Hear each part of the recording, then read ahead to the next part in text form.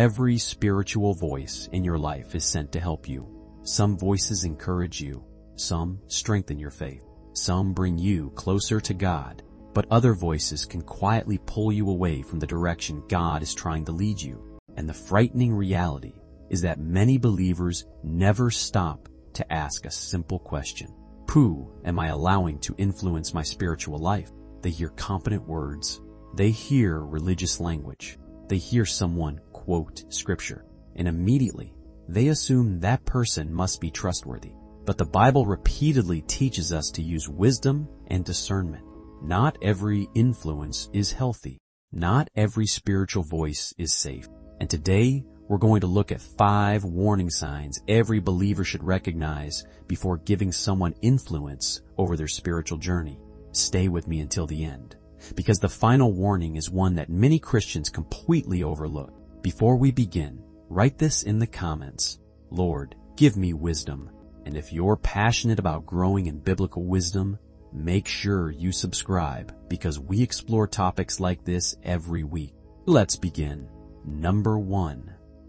The person who refuses correction. Nobody is perfect. Every believer makes mistakes. But spiritually mature people are willing to learn, grow, and be corrected. The danger begins when someone believes they are always right. Have you ever met a person who can never admit fault? No matter what happens, they always have an excuse. They always blame someone else. They always avoid responsibility. That attitude is dangerous because humility is one of the clearest signs of spiritual maturity. Proverbs teaches that wise people accept correction. Foolish people reject it.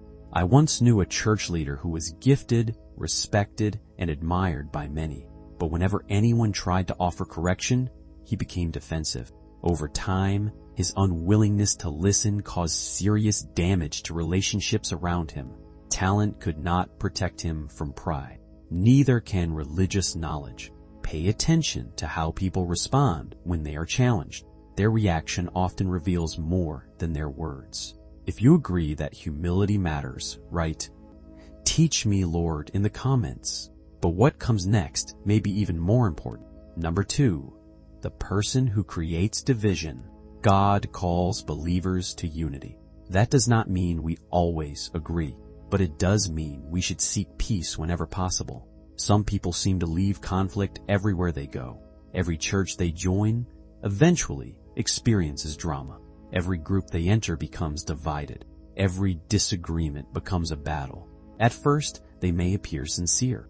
They may even present themselves as victims. But over time, a pattern becomes visible. They constantly create tension between people. Romans 16 warns believers to watch out for those who cause divisions, because division weakens families, friendships, and churches.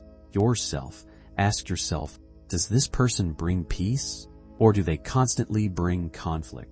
Because the answer may reveal more than you realize. Stay with me, because the third warning is one many Christians fail to recognize. Number 3, the person who wants your dependence more than your growth. Healthy spiritual leaders point people toward God. Unhealthy people try to make others dependent on them. There is a huge difference. A healthy mentor wants you to grow. A controlling person wants you to need them. They may constantly position themselves as the only source of wisdom, the only source of answers, the only source of guidance. And gradually people stop seeking God for themselves. This is dangerous, because no human being should replace your personal relationship with God. Jeremiah reminds us that blessed are those whose trust is in the Lord, not in personalities, not in popularity, not in human authority. Real spiritual influence helps people become stronger, not more dependent. If this message is helping you, subscribe now, because the next warning is one that affects countless believers today. Number 4, the person who looks spiritual but lacks compassion. One of the easiest ways to appear spiritual is through words. Anyone can memorize Bible verses. Anyone can learn religious language. Anyone can sound impressive. but genuine faith produces compassion.